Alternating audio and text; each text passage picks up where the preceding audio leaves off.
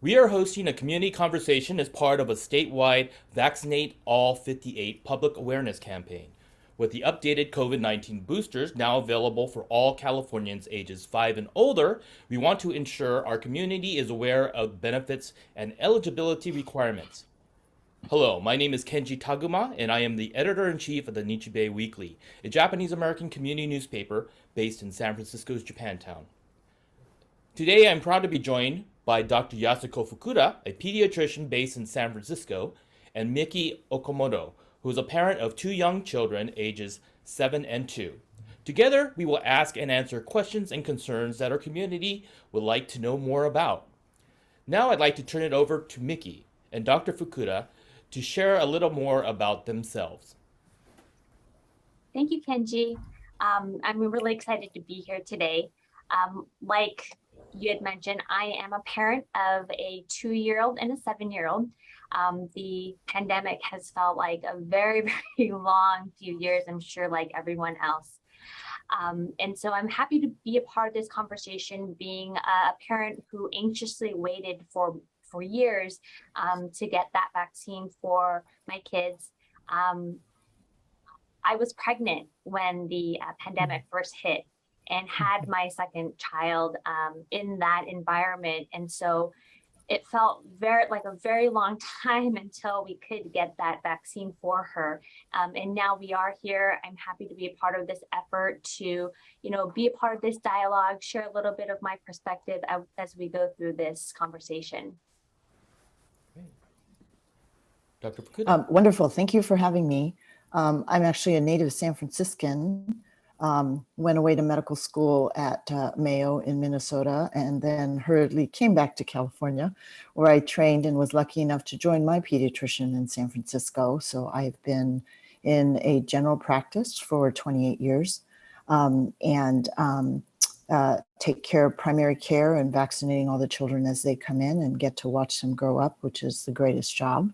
In addition, I currently serve as chair of the American Academy of Pediatrics California, and I'm on the national board of the AAP that is setting policy during this entire pandemic. And believe me, it's been a long 3 years for us as well, trying to help as much as we can. So I hope I give you that perspective. I have also done a lot of work with Japan Pediatric Society as we work on immunizations across the globe. So maybe I can share some of that too if you ever have questions. Thank you. Thank you. Thank you both for joining us today. As a community newspaper, it's been our role through the pandemic of covering various issues related to the pandemic, be it health-wise, what is happening in senior centers and in Japantowns in general. So I'm really glad to be part of this discussion today. Let's get started with a few of the questions that we have. For one, what is the updated booster and why was a new booster developed? Thank you. So we'll be discussing this recently approved updated booster. And basically the vaccine has given us good added protection. Just as a background, as of this summer, the nation had more than 13.5 million children who tested positive for COVID. And among the children younger than 5, more than 30,000 infections and 500 deaths. So it has impacted the health of children immensely. Millions of children have been vaccinated and the safety has been very reassuring. The updated boosters were formulated to protect against the original corona strain as well as this newly occurring variant called the Omicron, which you have heard so much about in the news. The updated Moderna and Pfizer boosters are what you will then hear as bivalent, meaning there's the two strains, the original and this new one. And they were approved by the FDA after a lot of discussion about making sure that they're safe, looking at the background on using these vaccines, and effectiveness. And in terms of effectiveness is keeping our community safe, not completely from disease, but at least from hospitalizations and being really sick. And as a community that we protect everyone. Now, as someone who's not in the medical community, a lot of the information that's out there was really just confusing, we just didn't know. I know I never thought once about vaccines and how they work prior to this pandemic, but there's a lot of information out there, true or false, whatever it may be. And so maybe if you can bring light to us how it actually works, because I think there are a lot of myths out there. Sure. And just to back up, it's been constantly changing and confusing for us as the medical community too, because one day you do this and one day you do something else. And so just to kind of back up, the COVID-19 mRNA vaccines are based on mRNA vaccines that have been studied for a while. And it's amazing that they were able to develop the vaccine so quickly. And basically what it does is that you get an injection, it kind of stimulates your body to make antibodies, fighting power, right? Against something called a spike protein. So if you look at pictures of the coronavirus, it looks like a big pom-pom with little things sticking up. And those are the proteins that our antibodies in our body fight. And so you get a vaccine and you make antibodies against it. But unfortunately, as the different variants come out, they come out with different spikes. So the booster is a couple of things in terms of its function. One is to stimulate the memory in your body that, yeah, I got vaccinated before, or this is the first time I'm going to fight this. And with that reminder, maybe you'll be a little more stronger each time. But unfortunately, there's the variants that have developed, right? So this new bivalent vaccine now is targeting the Omicron as well. And the hope is that it'll be enough of a boost to your immune system, right? So that you have that fighting power. It may not be 100%, you may get a little bit sick, but having a little bit of a cold versus being in the hospital is much better. Okay, well, I guess you answered a little bit about this, but how do we think the updated boosters will help? Right, so, you know, if you get a community vaccinated, then the circulating virus has less ability to change and morph and make more people sick, right? And so the FDA approved the booster to add to our memory or fighting power of what's in the community. And so what they're hoping is that this will be replacing all of the boosters eventually for all children down to even 6 months, as your 2-year-old waits for hers. But at least she's got her primary initial series, right? So we are happily giving everybody theirs. And they talk about community immunity, which is, you know, worth it to have your community safe. Yes, we definitely jumped on the 6 months and over right away when that was available. It was just a few months ago, correct? Yeah. Right. Now, one of the interesting things that I've noticed that when the adults vaccines came out and the booster and you know, I felt like my peers, people that I was around, they all like jumped, maybe even some were trying to cut the line to try to get these vaccines for themselves. But then when the kids one rolled out, those same folks seemed to kind of be a little bit more hesitant or, you know, like, well, maybe I want to wait. I know that certainly as a parent, there's always an extra layer of caution for our kids' health. And I think we think more about long-term implications in terms of their health. So, you know, are there issues here long-term that we need to be aware of when it comes to this booster that, you know, addresses, or perhaps you can address this concern that people may have that's keeping them from vaccinating their children versus themselves? Right, sure. And I think it's totally understandable, right? I mean, any parent, you want the best for your child. You want to weigh, is this going to be safe for my child? Do they really need it? The mRNA vaccines and the science has been around for a while, and that's probably why they were able to so quickly start to develop this vaccine. And I mentioned to people, you know, it's been rolled out to millions of people, and so far there has not been an addition. We have to worry about this. But after a vaccine is approved, there's also what we call post-surveillance studies. So if things are reported in, and if there's a blip up of something, for example, there was the issue about clots in young women with Moderna, and of course then they stop and they say, well, we need to really look at this. In the young teens, it looks like more boys. There was the issue of myocarditis as a blip up, and that was also then looked at. And then you have to look at, well, is it still safe enough that we can continue to vaccinate compared to getting sick? And for example, I give the example of the myocarditis. It turns out all the myocarditis that happened after the vaccines, none of the children were hospitalized, all of them completely recovered. In comparison to what's the risk of if you get the disease, you could get really sick. And so I think to feel rest assured that it's not just, oh, it's tested, it's fine, throw out into the waters, into the community, but there is a very thoughtful relook at everything if there's ever anything that has arisen. And so far it has been fairly safe, which has been amazing. That's good to hear. Mm-hmm. Great. So at this point, who is eligible for the updated booster and when can they get it? And are kids also eligible for this new booster?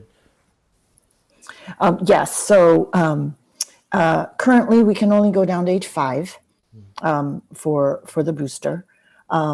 There are rules in terms of when you give a booster, right? So if if you think about it, sometimes as a little kid you get some shots, and then when you get into 10th grade or whatever, you need another extra boost of it, right? So that's why it's called a booster, and it's to kind of stimulate your memory to remember how to fight against this disease. So the Moderna is approved from 6 and up. Pfizer is approved from 5 and up. So it's anyone at that age. The minimum amount of time they want is 2 months from your last shot, the primary series. And there is some discussion about maybe wait 5 months-ish, because 1, we may have a little less side effects from it. And 2, let's take advantage of that initial series that you already got. You got a little bit of coverage already. Then we give you a little bit of boost, and then you'll be good for the winter, right? Because that's what we're really concerned about. But I have families that they're going to go out of the country for Thanksgiving. I'm giving it to them if it's been 2 or 3 months. So I think you have to have that discussion regarding your individual sort of circumstances with your own doctor. And, I know COVID is still around, and I still hear of people, cases, friends, and frankly, kids getting it through school or whatever it may be, as kind of life returns somewhat to normal these days. And I hear a lot of, well, they got the immunity, right, through getting over COVID and Omicron and all of that. And so what is the benefit of getting the booster, even if you did have COVID, and why is it important to do so? Right. So the issue is, unfortunately, and we don't know this completely yet, but it looks like your immunity doesn't stay forever. Like, remember chickenpox, and you get chickenpox when you were a kid, and then you were kind of immune. You were good, right? But unfortunately, the memory is not as good with Omicron, COVID, or any of the other strains with the COVID, and it's also changing. And I heard rumor of another variant even starting to arise. So unfortunately, everyone still has to get vaccinated and boosted a little bit, because the immunity apparently decreases. I think you've heard of many people who have gotten COVID a couple times over the last couple of years already. And again, that's because your body just doesn't remember how to fight it. And also there may be a variant, so it's a little bit different. So I think that's the target. And is there a time when maybe like flu shots, right? Every year we have a different strain. There may be a time when we have different strains that are periodically updated on COVID, and everybody will have to get the new one. I think the issue before the winter and the timing of the approval of this booster. A lot of it was the impetus of knowing that winter was coming. We know that influenza, which is monitored in the Southern Hemisphere, that comes up this way, is pretty bad this year. And there are many other viruses that are affecting everyone in their lungs and pneumonia. We're busy in the office seeing a lot of sick kids. And as life goes back to normal and kids are sharing their germs again. So I think there really is a push to try to get everybody protected as best we can for this winter. Thank you, Dr. Fukuda. Mm-hmm. My family, we have, Sansei, Yonsei generation. Almost all of our Yonsei generation have had COVID-19, some twice. But none of our Sansei have had it, knock on wood. And I haven't had it as well. But could you share what the effects of COVID-19 are from your perspective as a pediatrician? I have been witness to all of the effects on not only the children, but their families. And I kind of, from a broad thinking about the effects on the population that I serve, first of all, there's of course the physical part of it. When kids were at home and doing Zoom class all the time and they weren't going outside and none of the basketball tournaments and, all that could happen, right? So we saw that because then they would sit around and eat and, senbei and crackers and rice and noodles and right. And a lot of kids were gaining weight and not exercising and staring at the screen all the time. But more importantly, I think is the developmental, social, and emotional part of it that really took a toll because from the infants and toddlers who couldn't be out in the playground and interact with each other in preschool to school, right? Learning from elementary school, junior high school to high school was really, really hard. And especially in the kids as they're getting older, they need that social interaction, and that was putting in a big impact.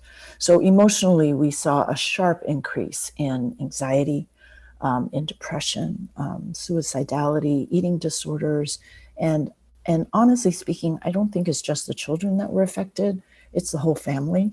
Somebody gets sick, then you have to stay isolated and you're worried about if you're going to get it or the whole family ends up getting it. And it's been really hard. And even though the kids are back in school now, I got a family of 4 and mom gets it. And then the 2-year-old gets it. And then the 2nd grader gets it and the dad gets it. And the whole process takes a month. And then you're in isolation the whole time. It's been very hard for families. Finally, because we are so socially diverse in our state in California, is we have to think about the inequities. And the distribution of COVID cases and deaths has not been completely equal, right? And we know that, for example, those that are older are disproportionately get sicker. But on top of that, we know that there are racial inequities, right? The Black and Latino, Alaska, Hawaii, and Pacific Islanders have much more increased illness and death. And Asian Americans have been higher in terms of their vaccination. And I think it's that sense of family, that everybody is trying to protect their family, that is so very strong. But in the middle of this, we have also been affected by the anti-racism against Asians in the middle of the pandemic. And that's been very hard for us as a community and as families. When you mentioned about that impact emotionally, so my 7-year-old had started kindergarten the fall of 2020. So I have the memory, it's her first day of kindergarten, Zoom, completely chaotic. Right. And then they said, okay, it's time for a break, recess. And I see her eating snack by herself at the table. Right. And then, flying a paper airplane by herself in the living room. Right. And, it just kind of flashed back to how tough it was. And we were fortunate to have space for, distance learning, working. support from family who kind of stayed with us in the bubble through it. But it seems like so long ago, yet it's almost like a trauma of when you mentioned that, it just flashed back into my mind. Yes. And we certainly don't want to go back to that for sure. I don't think anyone does. And you said it's flu season coming up. And I am getting notifications from my pediatrician, my own doctor, you got to get your flu shot. We're also trying to time the boosters and all that. Is it okay to get it so at the same time, closer, timing of both flu vaccine, COVID, and any other scheduled vaccines? Yes, absolutely. And so it is safe to give them together. I think you feel bad for all the pokes, right? but we are incorporating into your standard visits. So remember, if you have a little one, right, from 6 months up, you got actually 2 months and up, you got a whole bunch of shots that you're doing. But COVID can be given from 6 months, and then you have your flu shot too, right? And so I try not to poke babies more than 4 times. Maybe at the most, but if we have to, we have to, right? That it has been shown that it's safe to give together. What we do know is during the pandemic, and this was especially marked the first year and a half, was that people were not coming to the office and get their vaccinations. And there was a very real worry, and actually it's a global worry, because there has been a drop off in terms of getting your shots. So we don't want another resurgence of measles like it was at Disneyland, right? So whooping cough and flu, pneumonia vaccine, meningitis vaccine are still very important. So they can be given together. You feel bad poking a child multiple times, but it is safe. And then, I work with the families, and if they don't feel comfortable, we break it up and come back in next week. We'll do 2 at a time. Kind of thing, but that is okay. Emotionally, I can understand. You don't like poking your child so many times. But honestly speaking, when the 5 to 11 vaccine first came out, we had celebrations. We had kids coming in who were like, I was the last one and I couldn't get my shot, and I'm so happy. So that was kind of amazing that a little kid would want their shot, right? We try to, as much as possible, get your shots done. And it's kind of nice to just have one experience, and you have 3 shots and be done and say, okay, we're done today, right? So next time you only have to get 1 when you come for your, next one. So that's totally safe. Side effects. I'm sorry. Oh, go ahead. Oh, I didn't know if I guess if you have another question, go ahead. Sorry. Well, I was just gonna say, when it's funny because when my now 7-year-old got her first shot, it was the same. There was just so much kind of pride and I'm getting my shot, and then I think like the second and the booster, that novelty wore off a little bit for her. And then she started, she was like, no, I'm scared, like needles. So it was just funny because the ped excitement had kind of went down for her second and booster, and I kind of had to hug her a little bit tighter to get those shots. Yeah, that's right. That's what I've seen too. Yeah. But in terms of side effects, she really didn't have very much. Even with the booster, the bivalent booster, I think she complained of arm soreness, but I feel like she was just copying her dad and maybe trying to get out of school for a day or so. She's like, oh, it's sore, but she's playing fine. My 2-year-old actually had a low-grade fever after her second Moderna. So maybe can you share with us what the common side effects are? Yeah, so exactly as you've described, maybe a little bit of a fever, pretty low grade, nothing to write home about. A little bit of soreness, which does happen. Interestingly, one of the big things they worried about was what's called anaphylaxis, where you have a life-threatening reaction to a vaccine. And that's why there was this 15-minute waiting period. Remember how when you went and you had to sit there for 15 minutes? And they have not found that there has been a lot of those kind of reactions. So September 15th, actually, the CDC made a change in that waiting period. So I don't know if you've heard of that. It used to be should be monitored for 15 minutes, and the wording changed to should consider being monitored after your vaccine. Certainly if you have someone who has a history of a lot of allergic issues, we are encouraging them to stick around so that we make sure that they're okay, but has been very mild in terms of side effects. So everybody has been very pleasantly surprised. Can I ask a follow-up question to that, if it's okay? Of course. A lot of kids have egg allergies, and I know Yes. egg is, so I think it's in flu, components of flu shots. I know that some folks were hesitant about getting COVID vaccine because of that allergy. Any correlation to egg allergy to the COVID vaccine? Yeah, no, actually the mRNA vaccine has nothing to do with being grown in eggs or anything. So that is not a worry. And the guidelines for flu vaccine actually have evolved quite a bit. And if you have a little bit of egg allergy and get a rash or something like that, you can totally get a flu shot. Okay. So there are some, who worry about the mRNA and is that going to affect your DNA? And that's a very short acting thing in your body, and then it's gone. So there's no way that it's incorporated into your body, because I think there were some fertility questions and does it change your DNA? And that really isn't true either. Dr. Fukuda, earlier in October, we held our 5th Nikkei Angel Island pilgrimage. We brought more than 300 people to the Angel Island immigration station, including buses from San Jose's Japantown and a bus from Sacramento. We made it a requirement that they show proof of vaccination and be masked throughout, whether they're inside or outside. These days, however, you see people going to events that are unmasked and they don't have as strict requirements. How important do you feel the use of masks is to supplement the booster, or do we have a false sense of security that we are empowered by the booster and do not need a mask?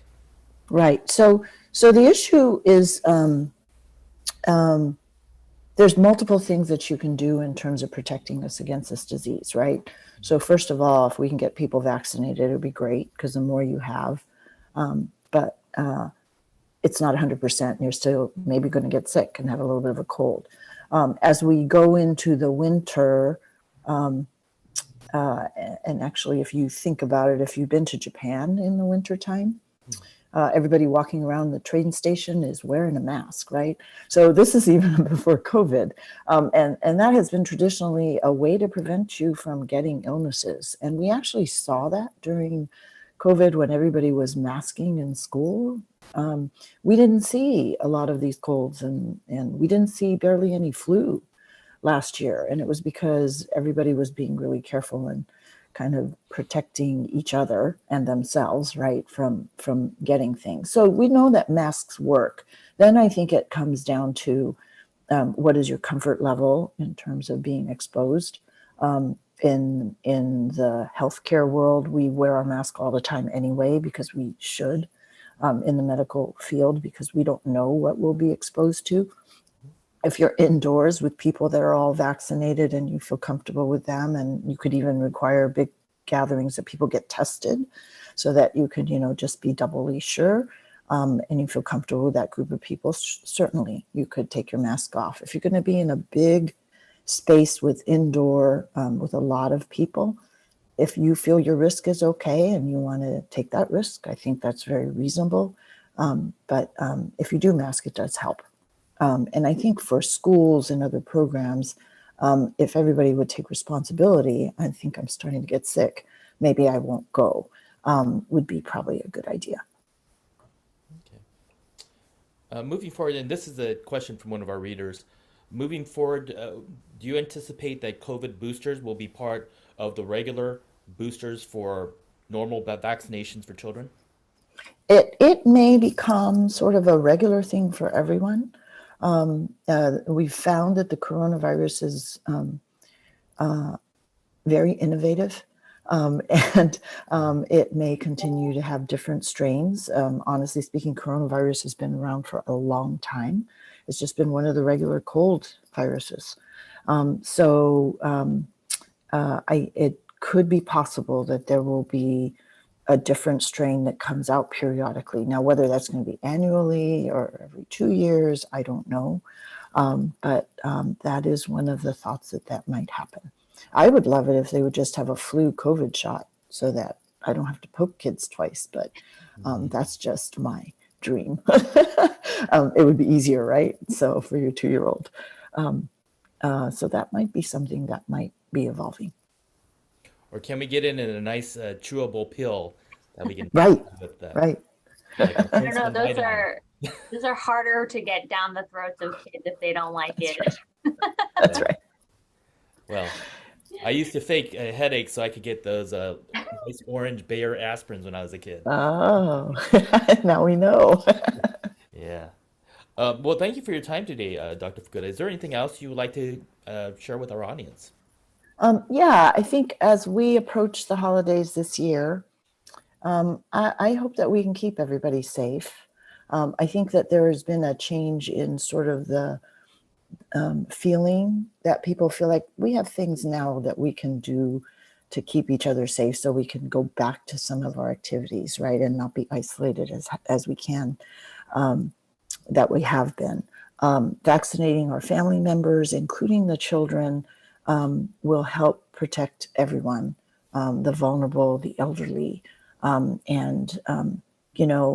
very tradition, right? The multi-generational family gathering, and whether you're going to have mochi or you're going to have Thanksgiving or, Christmas, and of course the shogatsu, it's all about coming together and spending time and eating good food and enjoying each other. And what I'm hoping is that we can promote that family and community immunity if everybody is careful and gets vaccinated, including the boosters, is what I hope for.